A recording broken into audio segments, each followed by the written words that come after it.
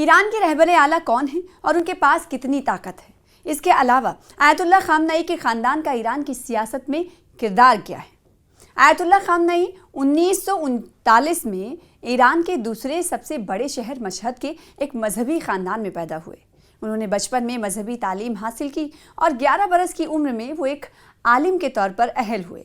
خامنئی کئی برسوں تک روپوش رہے اور انہیں جیل بھی کاٹنی پڑی۔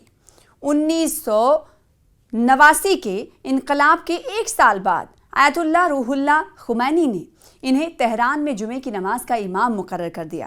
1981 میں خامنئی صدر منتخب ہوئے، جبکہ 1989 میں روح اللہ خمینی کی وفات کے بعد مذہبی رہنماؤں نے انہیں آیت اللہ خمینی کا جانشین مقرر کر دیا۔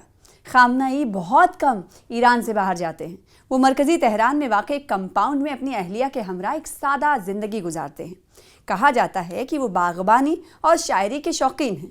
ان کے بارے میں مشہور ہے کہ جوانی میں سگریٹ نوشی کرتے تھے، جو کہ ایران کے مذہبی رہنما کے لیے ایک غیر معمولی بات تھی۔ 1980 کی دہائی میں ان پر ہونے والے ایک قاتلانہ حملے کے بعد سے خامنئی اپنا دایاں بازو استعمال نہیں کر سکتے ہیں۔ خامنئی کی اپنی اہلیہ سے 6 بچے ہیں، جن میں 4 بیٹے اور 2 بیٹیاں شامل ہیں۔